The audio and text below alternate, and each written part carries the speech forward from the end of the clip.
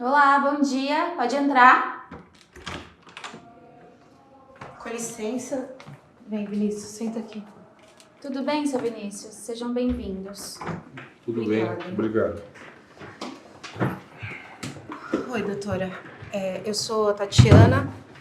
Eu tô acompanhando meu marido porque ele vem perdendo a memória aos poucos e isso tá me preocupando bastante. Ok. Mentira, doutora. Ela se preocupa à toa. À toa nada. Ele vem esquecendo o nome dos objetos, os nomes da gente lá de casa.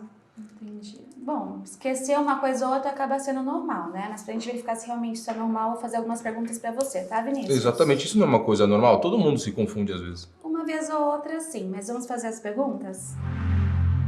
Candidato, candidata, você se apresentou.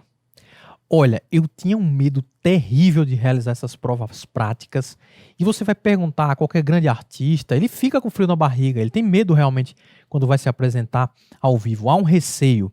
Então, a primeira dica que eu te dou aqui na prova prática não é de neurologia, é comportamental. Tenha seus gatilhos de tranquilidade, de segurança. Então, quando você recebe na prova prática aquele caso, aquela questão, uma coisa que te ajuda muito é se apresentar. Se apresenta, ganha uns segundinhos ali, respira, pergunta se está tudo bem. E aí o passo seguinte é identificar a queixa para saber o que você vai fazer. Então, nesse caso aqui, entramos na especialidade neurologia, porque o paciente e o acompanhante têm uma queixa cognitiva de memória. Então, lembra sempre de se apresentar, fala seu nome, isso é importante. Você vai ganhar também uns segundinhos para se tranquilizar.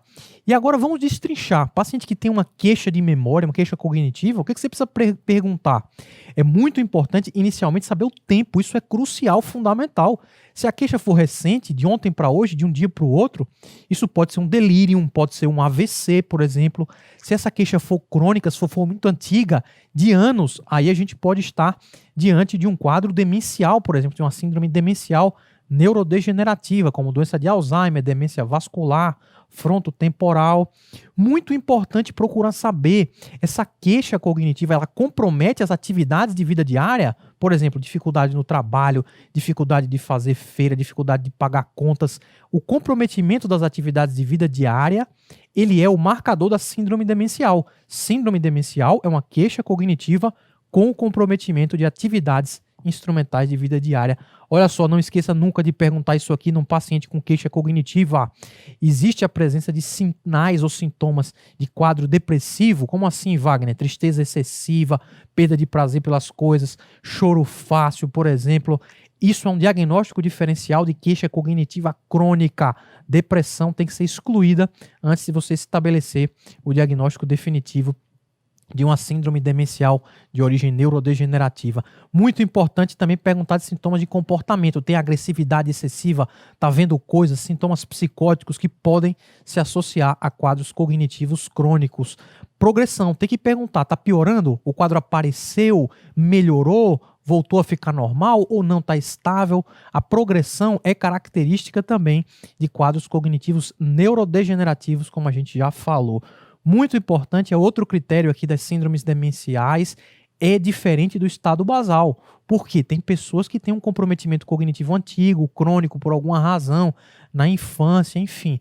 O marcador das síndromes demenciais neurodegenerativas é haver uma queda daquele status funcional prévio. O paciente está diferente do que ele era antes. Também aqui é muito importante perguntar sobre medicações. Existem medicações como benzodiazepínicos que podem causar comprometimento cognitivo e comorbidades. Muito importante e relevante, porque o paciente que ele tem múltiplas comorbidades, por exemplo, cardiovasculares, ele está em risco, ele tem um fator de risco para um tipo específico de demência, que é a demência vascular, que pode acontecer nesse cenário. Vinícius, quantos anos você tem? 47. 58, doutora. E faz uso regular de algum medicamento ou droga? Drogas não, doutora. Deus me livre. Assim, ele faz uso por vontade própria de uma medicação passada há anos. Losartana, levotiroxina e vasfarina. Eu reclamo para ele vir no médico para arrumar esses remédios, mas ele não vem de jeito nenhum. Ah, e ele continua fumando também. Fofoqueira. Eu fumo um cigarrinho de vez em quando, doutora. Pelo menos uns 5 por dia. Isso quando ele não esquece que ele fumou e aí se deixar vai uma cartela inteira. Aí, doutor, olha como é que ele tá. Ele nunca foi assim. Parece criança. E há quanto tempo você vem percebendo essa mudança? Ah, isso já faz uns 2 anos. A linguagem dele tem piorado bastante. E ele tá bem menos carinhoso, como a senhora percebeu.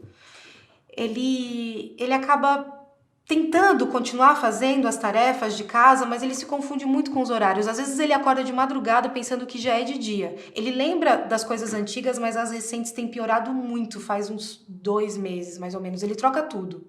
Ah, e há uns 3 meses, ele teve uma queda na calçada de casa, então ele tá com medo de andar sem ter um apoio. Ele também anda dormindo muito mal, que acaba me afetando. Na verdade, nenhum dos dois dorme, pra dizer a verdade. Tá, mas e o restante da saúde, como que tá? Tá ótimo. O remédio. Pressão descontrolada, hipotiroidismo e fibrilação atrial. Aquela palpitação, sabe? Batedeira. E também não se cuida de jeito nenhum. Tá direitinho tudo mesmo, né? Então estamos vendo que é um quadro cognitivo crônico, 2 anos, parece comprometer múltiplos domínios, né? Memória recente, linguagem, até mesmo o comportamento do paciente. Paciente com múltiplos fatores de risco cardiovasculares, inclusive. Então essas informações foram interessantes. Candidata, senti falta de uma maior ênfase em algumas perguntas. Cadê os sintomas depressivos? Não foram perguntados diretamente.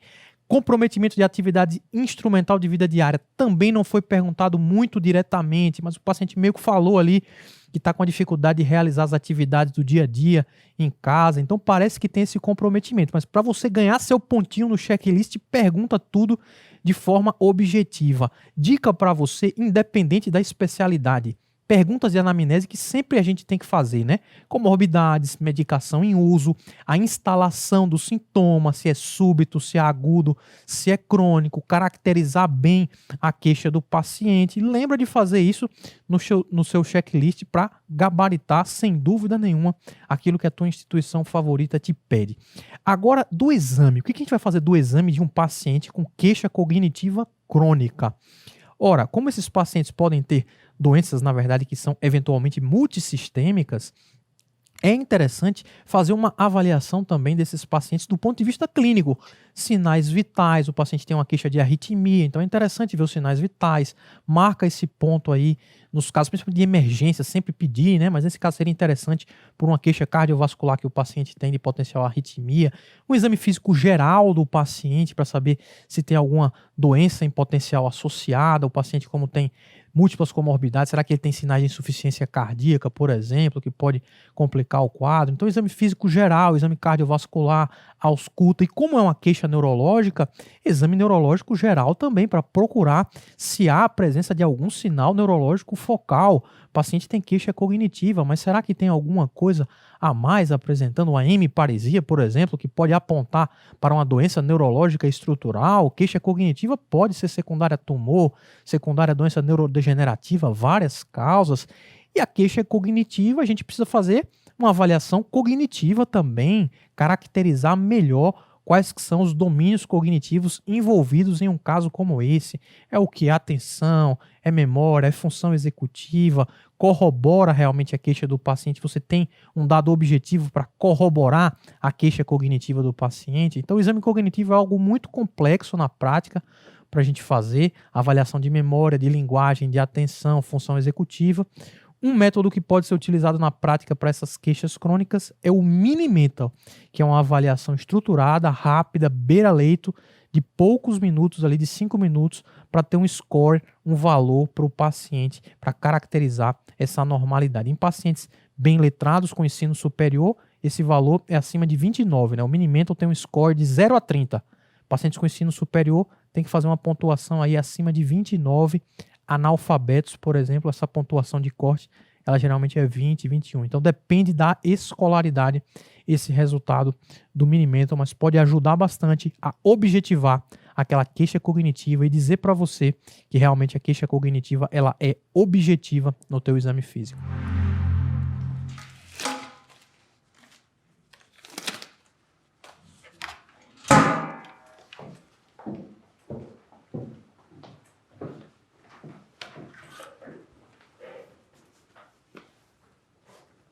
Vem cá, Vinícius.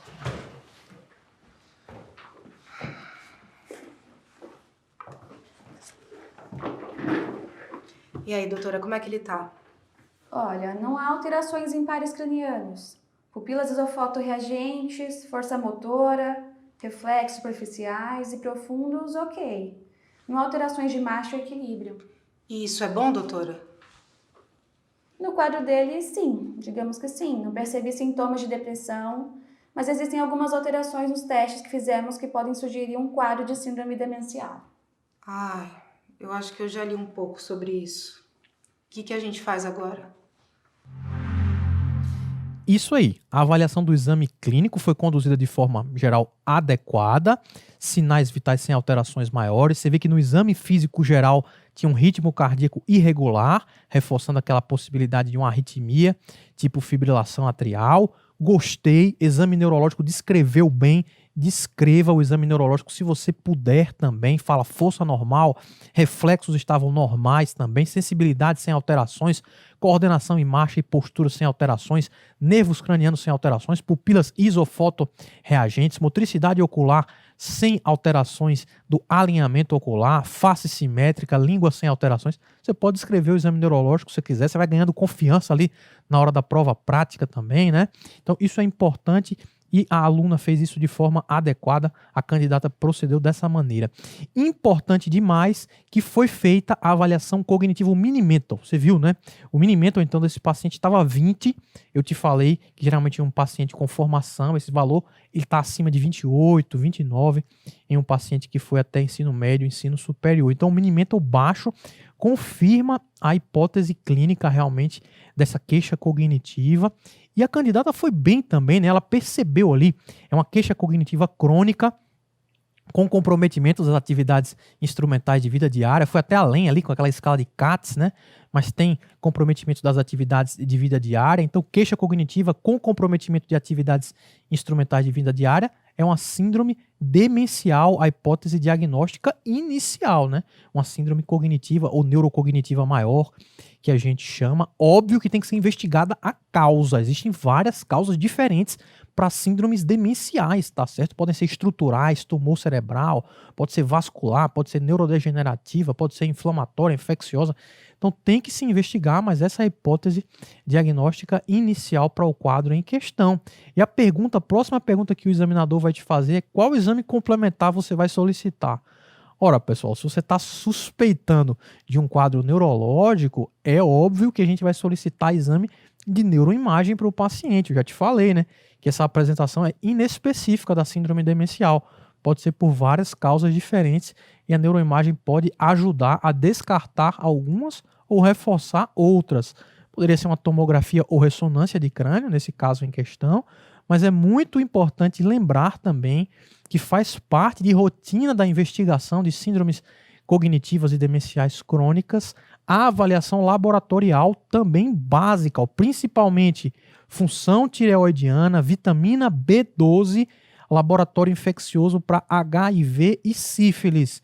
Prudente uma avaliação geral para esses pacientes com exames de rotina laboratoriais também. Isso aqui tudo é para descartar, mimetizadores, hipovitaminose B12, hipotireoidismo, neurosífilis, HIV podem evoluir com quadros que cursam com queixa cognitiva demencial crônica. Então a gente quer diferenciar isso aqui, a gente quer descartar sempre essa possibilidade. É muito importante descartar esse tipo de possibilidade antes de estabelecer diagnóstico de doença neurodegenerativa. A imagem pode ver uma hidrocefalia, pode ver um hematoma, pode ver achados vasculares, por exemplo. Então pode ser muito importante nesse contexto. Uma avaliação neuropsicológica é interessante porque aqui a avaliação neuropsicológica ela detalha muito o comprometimento cognitivo, avalia domínio por domínio, te dá uma segurança maior nessa avaliação do seu paciente em questão.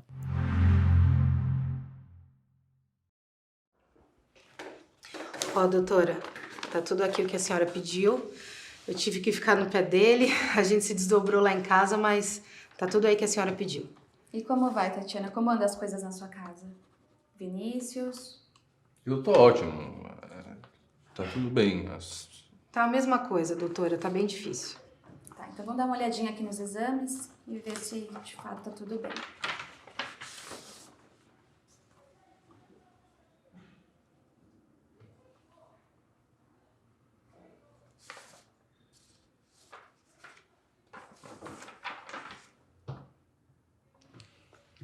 E aí, doutora?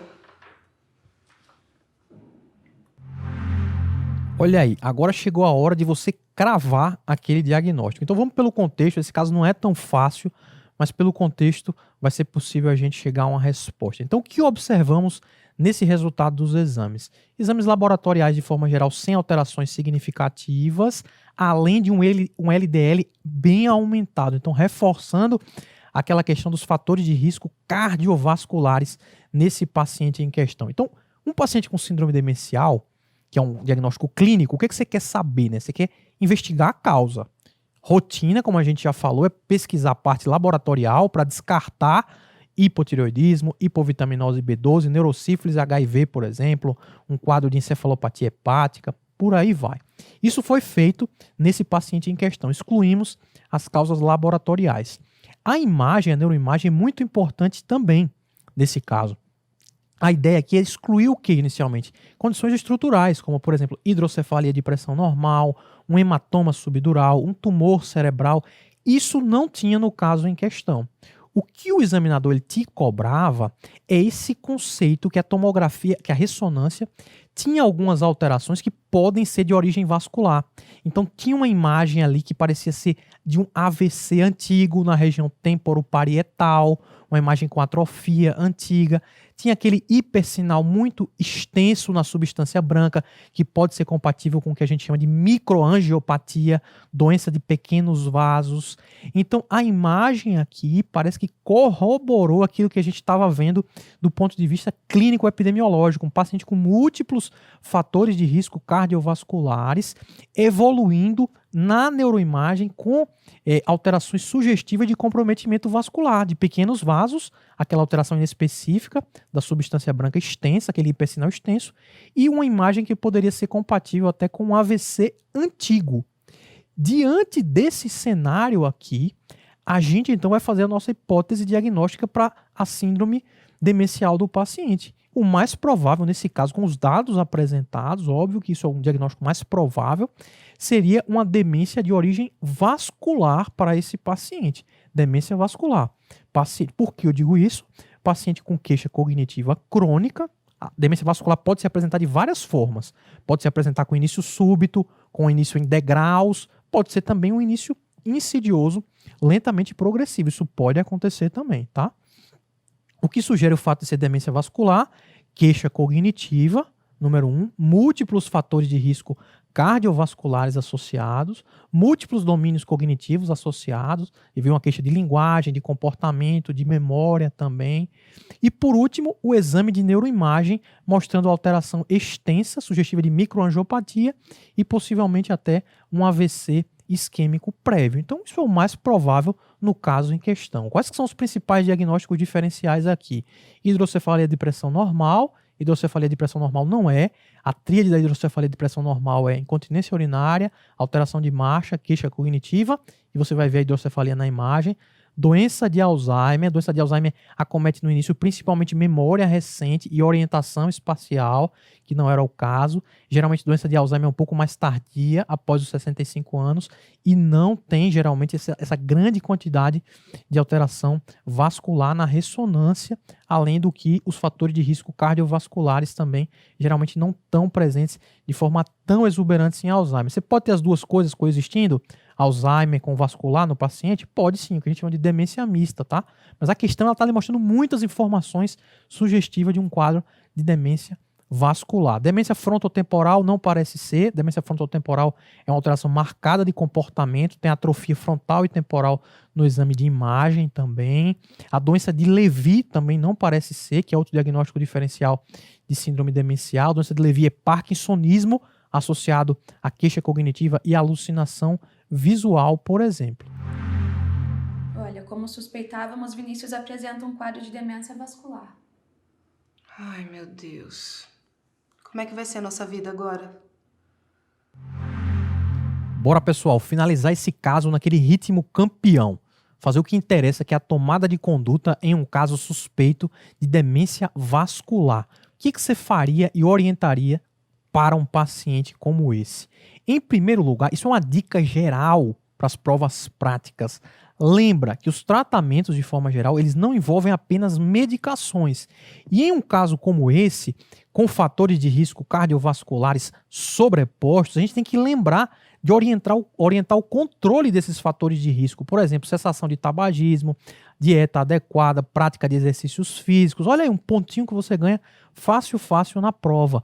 Também é importante, como o paciente ele tem fibrilação atrial, tem aqueles os lipídios muito aumentados, lembrar, né, de realizar terapia antitrombótica. Esse caso tem fibrilação atrial, poderia ser AS ou até mesmo anticoagulante, antiagregante ou anticoagulante, no caso em questão, e o antilipemiante oral, que é a estatina, paciente com LDL acima de 190. Então, não tratar apenas aquela doença específica, né? Pensar no paciente como um todo. Isso é uma dica para a prova prática também.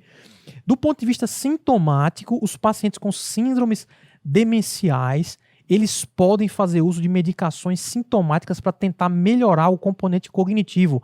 São os anticolinesterásicos, como donepezila, rivastigmina, galantamina, mais um pontinho que você ganha. Essas medicações, elas são mais utilizadas para a doença de Alzheimer, tem mais evidência para a doença de Alzheimer, eu concordo, mas na prática podem ser tentadas também em outros casos de síndrome demenciais, como a demência vascular, que estamos aqui falando sobre ela hoje. Um caso como esse, você poderia também, pensando que está no contexto da atenção básica, encaminhar o paciente à neurologia ou geriatra. Esses pacientes, eles evoluem, progridem, podem necessitar de um cuidado mais especializado pela questão cognitivo-comportamental. Então, é interessante considerar o encaminhamento ao especialista. Essa é outra dica que pode ajudar em prova prática também, tá certo?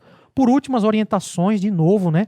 Lembrar sempre, orientações, controle de fatores de risco, orientações comportamentais para esses pacientes, né? Orientar o que pode acontecer com eles, preparar o ambiente para estar adequado, para minimizar os riscos de autoagressão para o paciente. O paciente ele pode se machucar em casa. Então isso é interessante também, orientar sobre a doença de forma geral, como prevenir essa possibilidade do paciente evoluir com traumas decorrentes do cenário que ele tem uma dificuldade de autoproteção.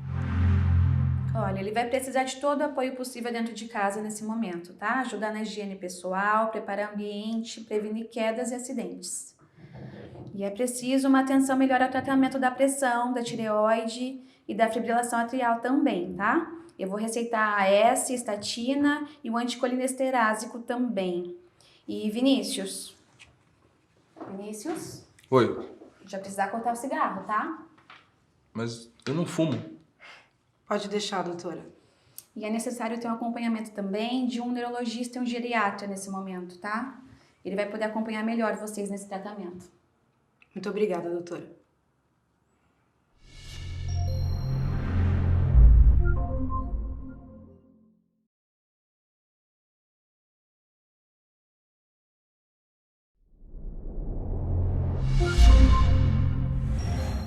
Bom dia, seu Paulo. Bem, bom dia, doutor. Como que você tá se sentindo? Ah, sim, eu tô legal, tô bem. Assim, até minha filha casou recentemente, tá tudo indo bem. Mas assim, tem mais ou menos um mês que eu tenho sentindo um pouco de dor, sabe? Eu tenho vomitado bastante e assim, eu não tô com muita vontade de comer, não. Certo, eu dei uma olhada aqui na ficha do senhor. O senhor é diabético, certo? Tipo 2? Isso, certo, correto. Tá. E tá fazendo tratamento, tá acompanhando de forma correta? Não, né? Então, doutor, assim, tem 2 meses que eu fiz os exames, mas assim, tem 10 meses que eu não faço uma consulta. E aí esperou passar mal pra poder vir pra cá de novo, né? Se você me perguntar o que eu considero mais importante no atendimento médico, eu vou lhe responder isso daqui: uma anamnese bem feita. Não sou só eu, não. Qualquer outro professor vai comentar. Porque esse daqui é o primeiro passo, onde em seguida a sequência ela vai depender de uma anamnese correta. E o autor da questão da prova prática quer saber isso, se você sabe fazer uma anamnese correta. Nada diferente do que você faz ali no internato, quando você recebe aquele paciente na enfermaria e vai fazer a admissão do seu paciente. Você vai começar com a anamnese, e aí você vai seguir o passo a passo, você vai perguntar a ele sobre os sintomas, o que é que ele está sentindo, qual o motivo dele estar aqui. Isso, lógico, depois de cumprimentá-lo de forma educada. Em seguida, você vai querer conhecer seu paciente perguntando sobre as doenças prévias, os seus antecedentes médicos. Próximo passo é perguntar o que é que ele usa de medicamentos. Mesmo que ele diga que não tenha nenhuma comorbidade, você precisa perguntar sobre medicamentos de uso contínuo e aqueles medicamentos esporádicos. Depois, tem que saber sobre os vícios e dieta, o famoso hábitos de vida do paciente. Aqui importa muito se ele é tabagista ou não, se ele é alcoólatra ou não, se bebe, qual a forma com que ele bebe, qual tipo de bebida, se usa ou não drogas ilícitas, qual o seu comportamento sexual, se é de risco ou não. Depois de você fazer essa anamnese completa, você vai checar se ele já trouxe exames. Os exames realizados pelo seu paciente é a última tarefa aqui do seu checklist antes de partir para o próximo passo.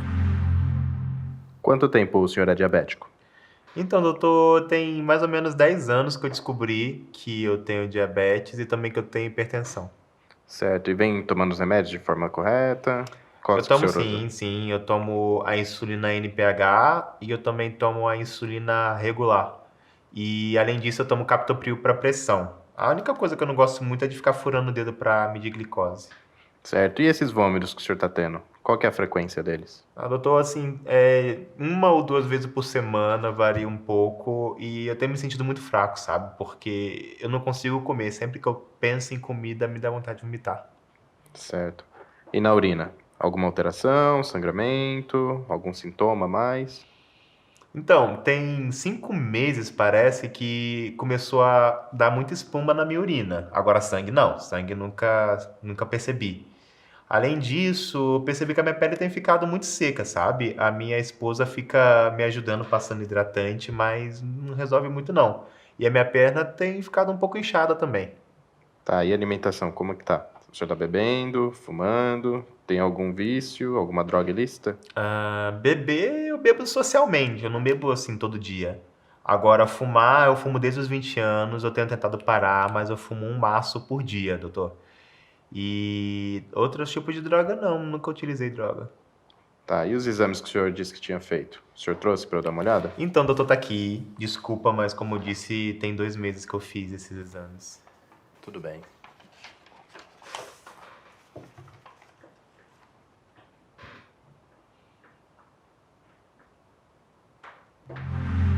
Agora é hora da próxima tarefa. Você fez lá sua anamnese bem feita, aquele passo a passo. O próximo passo é esse daqui, é o exame físico. Um exame físico bem realizado vai ajudar muito na consulta. Ele é muito importante. E o que é um exame físico bem realizado? Olha, é isso daqui. Você precisa ver o aspecto geral, os dados vitais do seu paciente.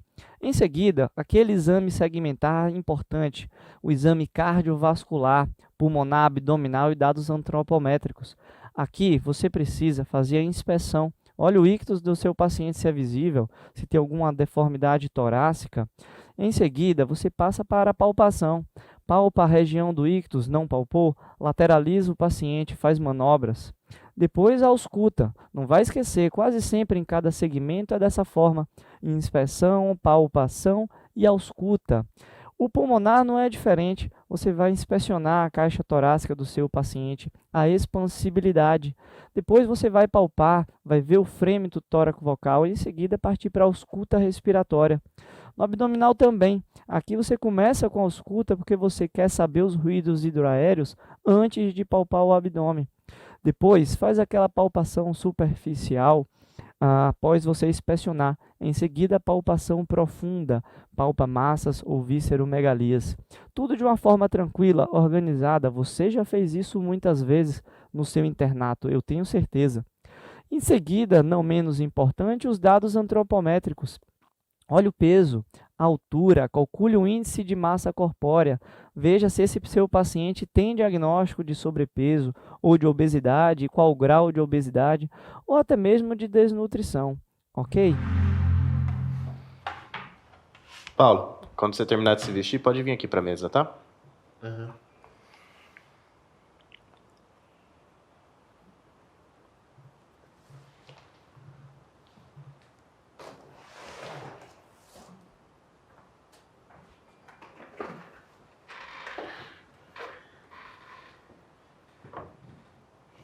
Então, doutor, alguma coisa? Agora que você fez sua anamnese bem feita, um exame físico bem realizado, você viu ali as alterações do exame físico do seu paciente, hipocorado, hipertenso, edema em membros inferiores. Você viu os exames prévios do paciente com a creatinina aumentada, o potássio elevado, as informações que ele trouxe prévia por ser portador de diabetes, hipertensão e tabagista.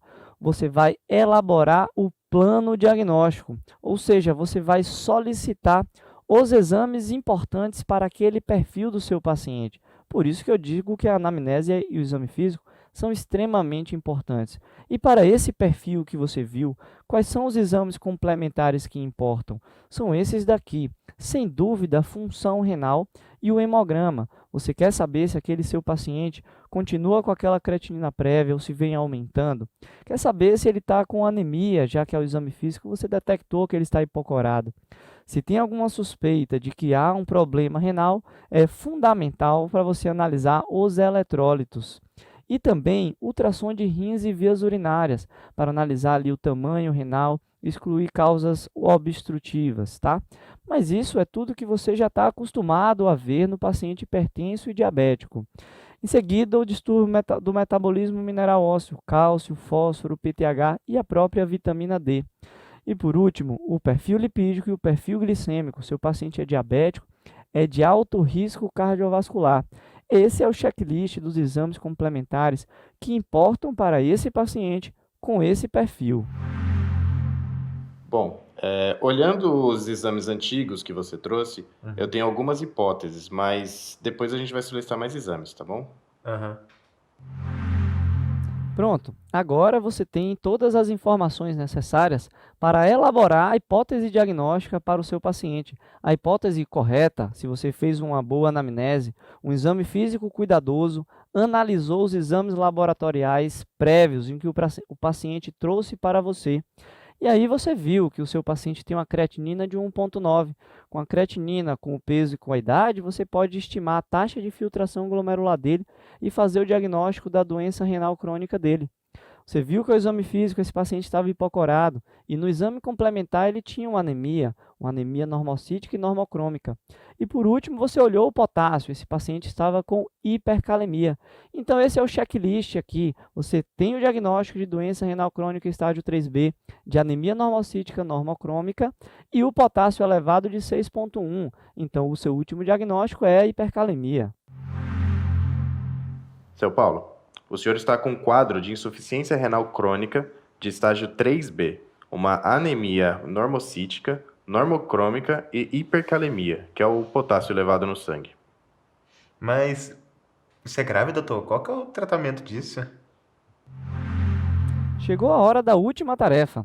Esse é o momento em que, depois de fazer todos aqueles passos, você vai orientar o paciente sobre o tratamento com base nas hipóteses diagnósticas que você fez, tá? E olha, esse paciente você tem muita coisa a fazer.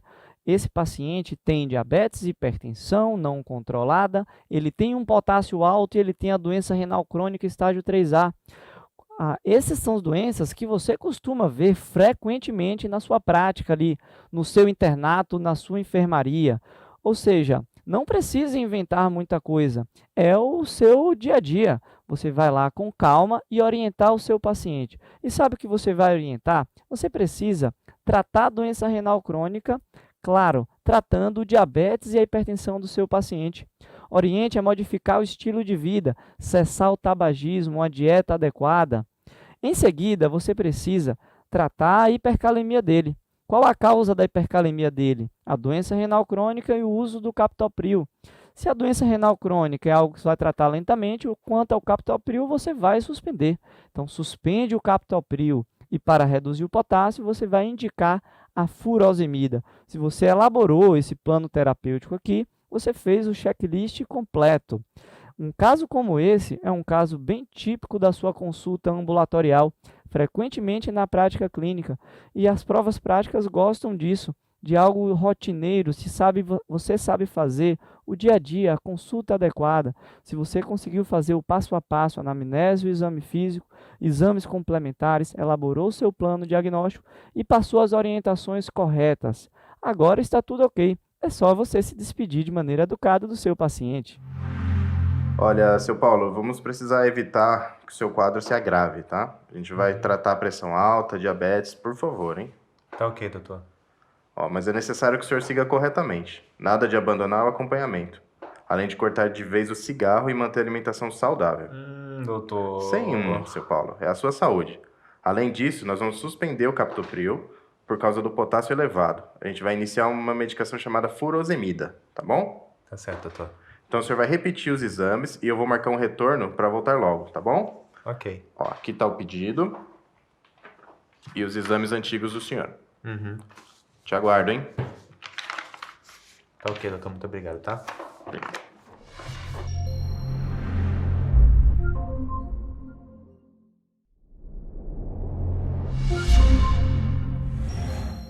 Eu sou o Dr. Alexandre, eu vou acompanhá-las agora.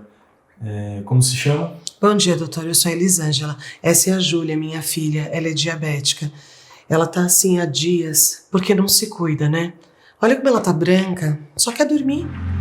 O principal desafio para esse tipo de estação, de clínica médica, onde pede para você realizar a anamnese, e certamente haverá outras etapas posteriormente, é o tempo. A gente precisa cuidar bem do nosso tempo para não estourar na primeira etapa. Então, o pulo do gato é entender o que a banca quer e deixar claro para o examinador.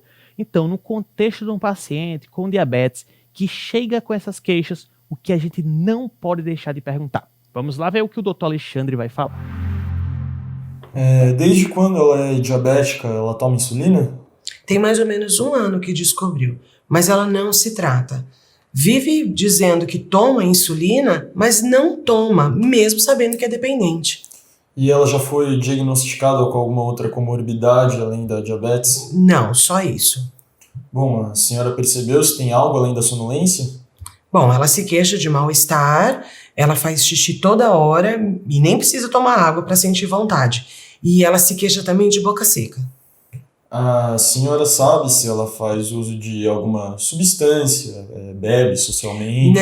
Não, ela é muito boazinha. Ela não bebe, não fuma, só é cabeça dura, né? Eu vivo pedindo a Deus para que ponha um pouquinho de juízo na cabeça dela e faça com que ela tome o remédio direitinho. Porque Deus não dá um fardo maior do que a gente pode carregar. Bom, eu vou ter que realizar alguns exames para avaliar melhor o estado dela, tá bom? Muito obrigada, doutor. Os pontos mais errados desse tipo de questionamento da anamnese é porque tem informações que parecem óbvias, mas se a gente não fala e não deixa claro, não ganha o ponto. Então, perguntem. Pode parecer às vezes idiota, qual o tipo de diabetes? É uma paciente jovem, mas perguntem. Por quê? Porque não é obrigatório a banca ter esse cuidado que a Sanar teve, de colocar um ator jovem para ser diabetes tipo 1, ou se for um diabetes tipo 2, colocar um ator mais velho. Ele pode colocar qualquer ator para ser qualquer tipo de diabetes, às vezes que não tem muita ligação até com o aspecto físico, não é obeso e é DM2, enfim. A gente precisa perguntar. E fora isso, como tem diabetes, o tempo de diagnóstico, o tratamento, se está aderindo bem, perguntar como que está fazendo, como que está aplicando. Esse tipo de pergunta pode ser até que o ator nem esteja preparado para responder e diga, essa informação não temos. Não se abale, vá em frente, que esse tipo de questão não vai te dar ponto negativo, a não ser que te limite. Olha, tem 3 questionamentos, isso tudo bem. Para, respira e pergunta só o que é essencial. Que nesse caso essencial seria o uso de insulina, adesão ao tratamento, como a gente falou, os outros sintomas, então é quase seguindo a semiologia. Então deu um branco, perguntar sobre diabetes, depois vou seguir a semiologia. Antecedentes, ISDA, o interrogatório de sintomas, tem alguma outra coisa? Tem alguma outra comorbidade? Faz atividade física, usa álcool, usa drogas, usa alguma substância psicoativa? Então isso precisa estar claro na nossa anamnese. Beleza, fizemos a anamnese. Próximo passo, o exame físico. Quais as etapas fundamentais que não podem deixar de ser avaliadas nessa paciente? Então vamos lá para o nosso checklist. Exame neurológico. A mãe falou, paciente está sonolenta, nos últimos dias não está bem, então precisa avaliar o exame neurológico. Outra coisa, qualquer descompensação do diabetes pode ser as emergências hiperglicêmicas, que está associado à desidratação. Então as mucosas têm que ser avaliadas, o sistema cardiovascular, a hemodinâmica do paciente tem que ser avaliado. O sistema respiratório também, lembrem, diabetes tipo 1, a respiração de Kussmaul. Mas antes disso, na dúvida, deu aquele branco, vai fazer o exame físico sistemático. Começa cabeça, neurológico, boca, mucosas, coração, cardíaco, pulmão.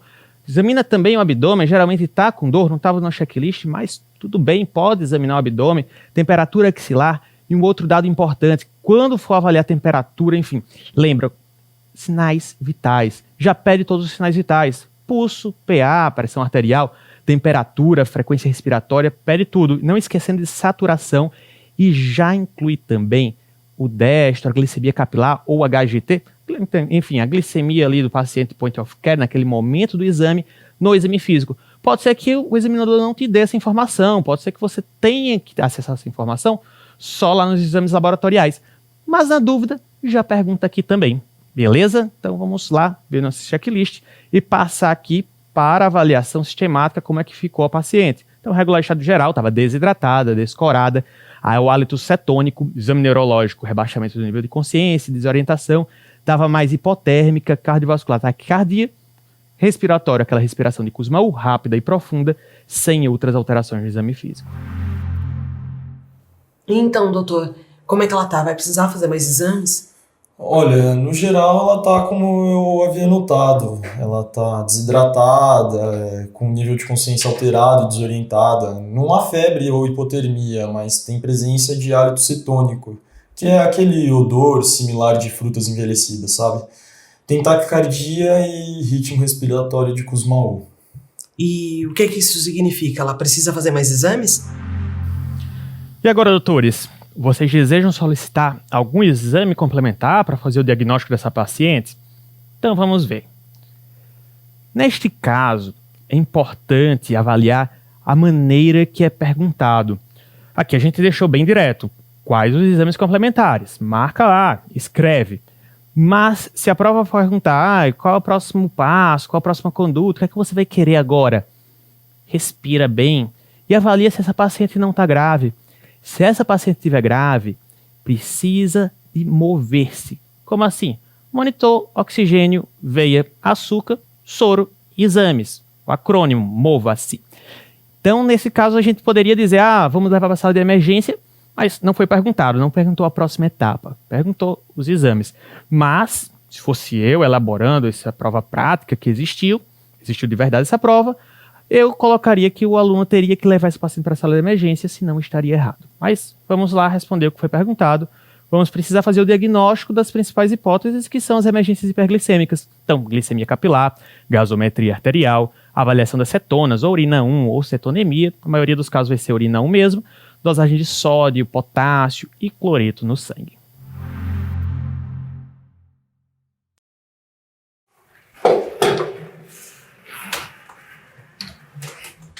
Aqui estão os exames, doutor.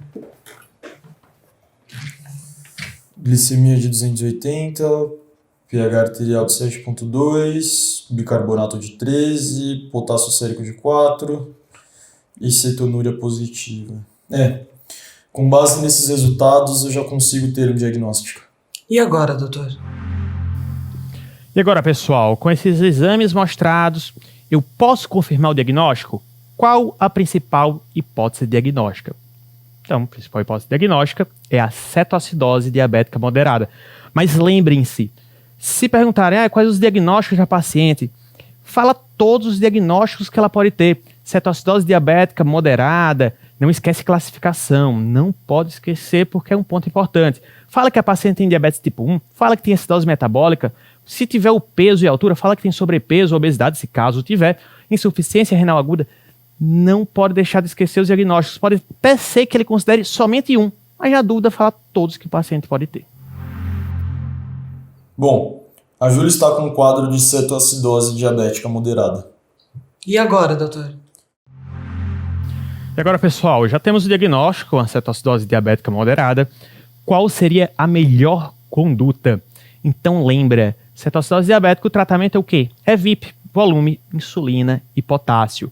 Mas muito cuidado quando a gente vai falar qualquer tratamento da clínica médica. É muito comum quando a gente vai dar dica de prova, dizer, olha, vai falando tudo, porque ponto negativo é só para coisas absurdas. Mas na clínica médica e na cetoacidose tem muita coisa que a banca pode colocar como ponto negativo, porque seriam coisas absurdas. Por exemplo, o candidato, se ele fosse falar que vai fazer insulina antes de fazer o potássio, não fizesse a insulina junto com o potássio, iria perder ponto. Se fizesse insulina com potássio menor que 3,3, perderia ponto. Antibiótico sem evidência, vai perder ponto, qualquer que seja o contexto. Bicarbonato aqui também perderia ponto. Então tem várias condutas que você poderia perder ponto. Outra coisa, insulina subcutânea, outra coisa que não teria que deixar claro, insulina tem que ser endovenosa. E não esquece, pessoal, pede vaga de UTI, sala de emergência. É bem curta essa frase, na dúvida, vaga de UTI, você não vai perder ponto por isso. Isso de jeito nenhum vai perder ponto. Uma outra coisa que aconteceu aqui é falar sobre insulina em casa, o manejo ambulatorial. Não é tá perdendo tempo. Não é que seja uma conduta errada, mas não cabe aqui no momento. Então, vamos repor a volemia, insulina e potássio. Essas são as condutas mais importantes para a prova. Feita a reposição volêmica, vou indicar a reposição de potássio e em seguida a insulinoterapia. É muito importante que no tratamento domiciliar você utilize corretamente a insulina, para evitar um novo episódio como esse. Vamos ver se agora, com o doutor falando, você entra na linha, né?